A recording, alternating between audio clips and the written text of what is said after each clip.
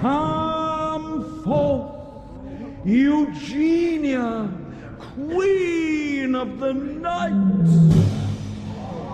Ladies and gentlemen, would you lay down with Zahara King? Trust to your life beneath those mighty paws? Or would you dare kiss those slavering lips? Into the very cage she steps, so lightly. Who knows that she'll be dead in a second?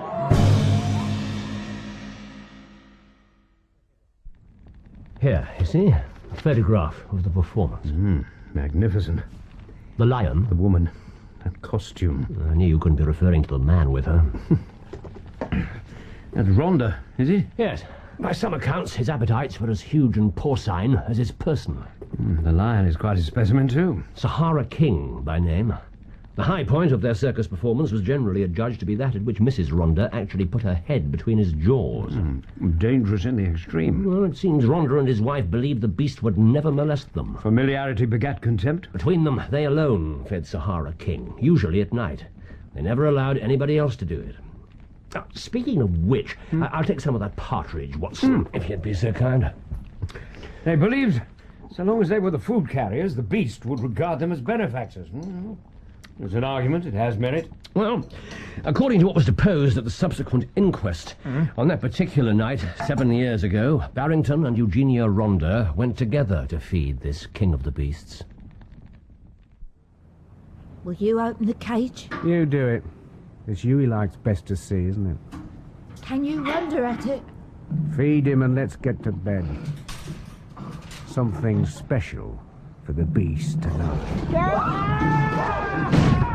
have you done? What in hell's all the noise about? Oh, my sweet God! Leonardo! Leonardo! Is it Jimmy? Everybody, Elliot, quick! For God's sake, help get it off her! He'll kill us! He'll bloody kill us! Yes, and all poles defend it all! Coward! Leave her! Help me! Coward! Coward!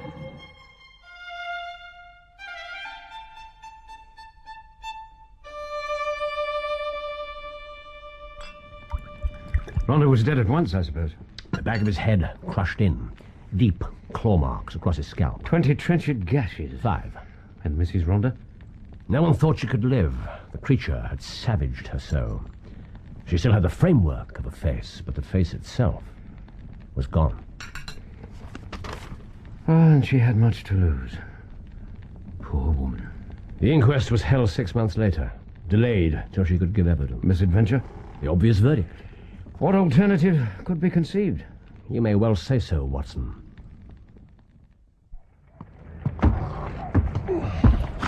Mr. Holmes! Mr. Holmes! Wait, cabin. Your landlady said I might just catch you if I was quick.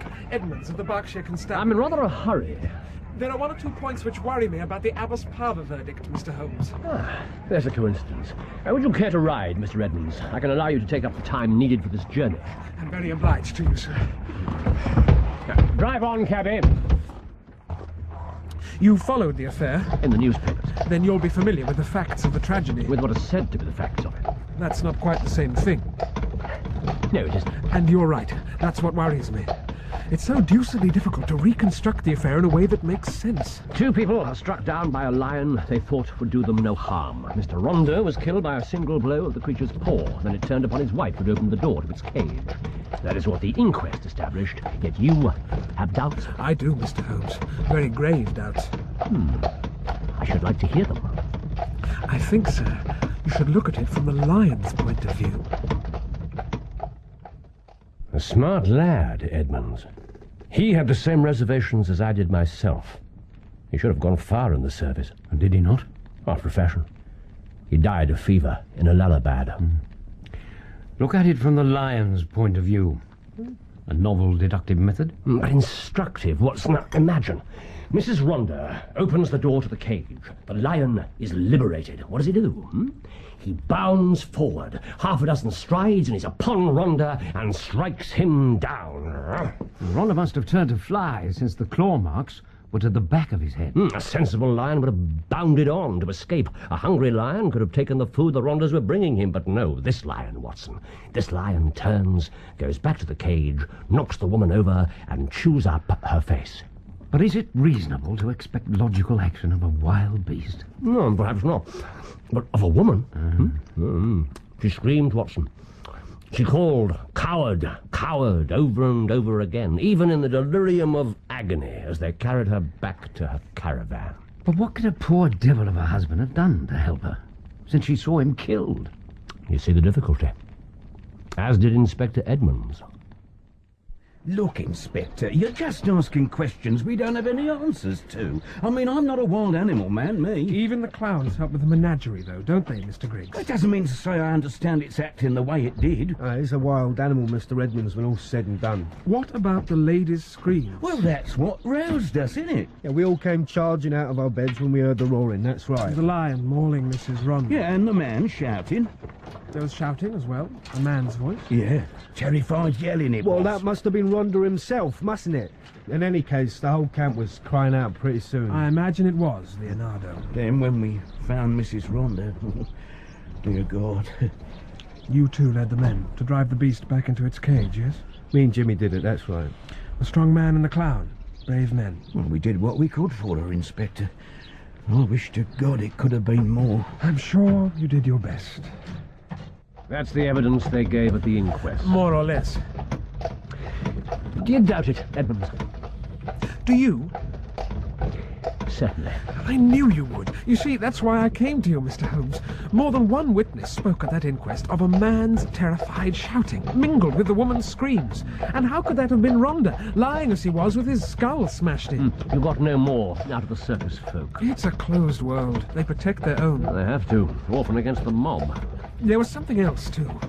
All the time, they talked only about her. Mrs. Ronda. Her injuries, her cries, her life, and how they fought to save it. Yet he was their employer. You can understand their pressing need to capture the lion, save the woman. But Rhonda, dead though he was, I don't think they paid him any heed till long after. Well, I apologize, Inspector. I must leave you here. I have an appointment. Unfinished business with a Schoppelman and an alabaster virgin. I mustn't keep you then. No, the cabbie will take you back to Paddington. You didn't really expect me to solve your case, did you? On the evidence we possess? I don't know that there is a solution, Mr. Holmes. Well, you have my agreement, at least. I should say that's enough, sir. But there's one other person in England who knows it. Because there's something rotten about this Abbas Parva tragedy. I don't think so, necessarily. You have a theory? Well, I should be glad to consider it. I can picture Mr. and Mrs. Ronda together on their way to the lion's cage. They were 10 yards from it when the beast got loose. Let's go on. The man turned to fly and was struck down. The woman ran for her only refuge, the cage. If she could get in and shut the door in time, she was safe. The lion was quicker.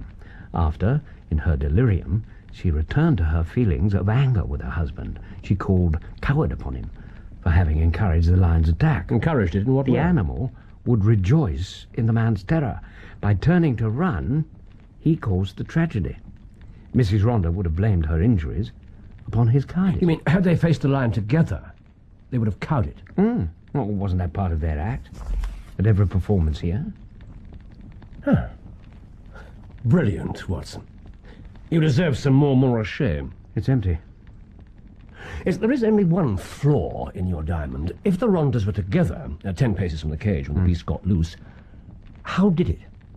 I suppose you could argue the need for a third person. Exactly. And then we know that Sahara King was so well used to the Rondas it would play quite happily with them, do tricks inside its cage with them. There's no shortage of witnesses to that. Why should it attack them so suddenly, so savagely? Perhaps if we allow the existence of a third person. You surmise that he or she could have enraged the lion so as to cause this unprecedented attack. I don't know. Did Mr. Ronda have enemies? Rivals. Any number of them would be only too pleased to see the end of Ronda's, but not this way, Inspector. Nobody could wish that. So, what will happen now? Well, look around. You're the detective officer. Do you see a circus anymore? Could it not be carried on? For what? can you run Rhonda's world's greatest wild beast circus without Rhondas? When you've had Sahara King shot? Leonardo, how could he have been allowed to live? Well, what mercy to let her live. In there. Like to be queen of a night which will never end. The doctors hope for her. There'll be no grand finale again, Inspector. No showman left, no show, so we sell up what we can and move on. But if she lives, she'll need to be It's looked not after. up to me. She'll not want, anyway. Top's new enough, there's good gear, someone will buy it. You've woken her with your shouting. Well, how can you tell, Jimmy, if her eyes are even open? She says she'll see you, Inspector, if you're ready. Can Mrs. Rhonda help me, do you think? She can hardly help herself, that's sure. When you can look on her, Leonardo, then you can be the bravo. Have you not? Never. Since that night. Has she asked for me? No. Well then. But you who saved her. You could at least speak to her now. Can't, won't. You can't force me. Strong man. Look, Inspector, I work on myself. My body is my work. Every day I'll make it perfect for people to see, and I can't bear to look upon something that was perfect and now it's ruined. Strong man. Mad blood rage and a lion. Yes. Well, I have to see her, I suppose. Not too long, Inspector, if you please.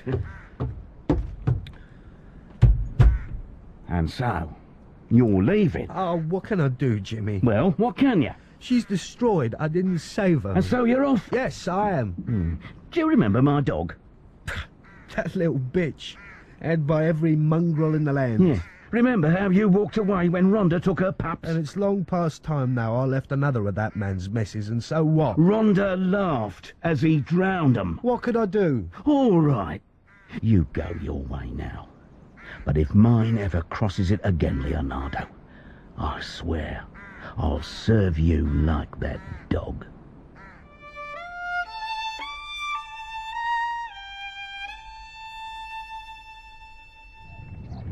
It's unusual to have a second chance at solving a puzzle.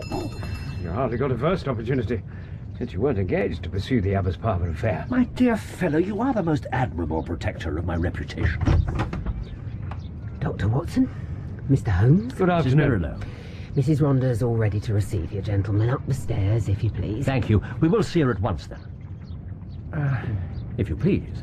But before I do let you in, Mr. Holmes, I beg you'll not say or do anything to upset her. But we're here at Mrs. Rhonda's own request. I thought she'd be happy to know you were on your way, gentlemen, when I got back this morning. But if anything, she's more miserable now than when she sent me. You needn't concern yourself, Mrs. Merillo. Your lodger shall not be lost to you on our account. Wasn't that, Mr. Holmes, was uppermost in my mind? Of course not. Oh, I should miss the money. You may rely upon our discretion, Mrs. Merillo. Just so that you know, gentlemen, how concerned I am for my poor lady. Mrs. Rhonda. You speak my name as though it were not unfamiliar to you, Mr. Holmes. I am here because of it, madam.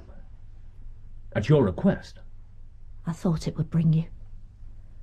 And you are welcome too, Dr. Watson. Mrs. Rhonda? Was it from Inspector Edmonds that you learned at the time of my interest in the case? I fear I lied to that gentleman. Perhaps it would have been wiser had I told him the truth. It is usually so. It's easy to think that 7 years on. Why did you lie to Edmonds? I was still recovering my health when he examined me. Is that the reason? No.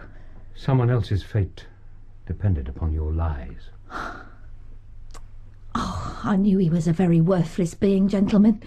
Yet I would not have his destruction upon my conscience. He was close to you? So close. So close. But now your silence is to be broken. The impediment removed. He is dead. Yes. You could then have gone to the police to tell them. No, sir. I could not even now do that. There is another person to be considered? Myself.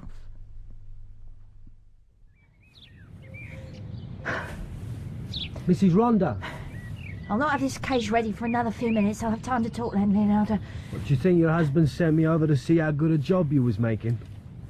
He'd come himself fast enough if he wanted. Where is he, do you know? Him and Jimmy Griggs had just seen off a poor mag's man and a couple of his butlers.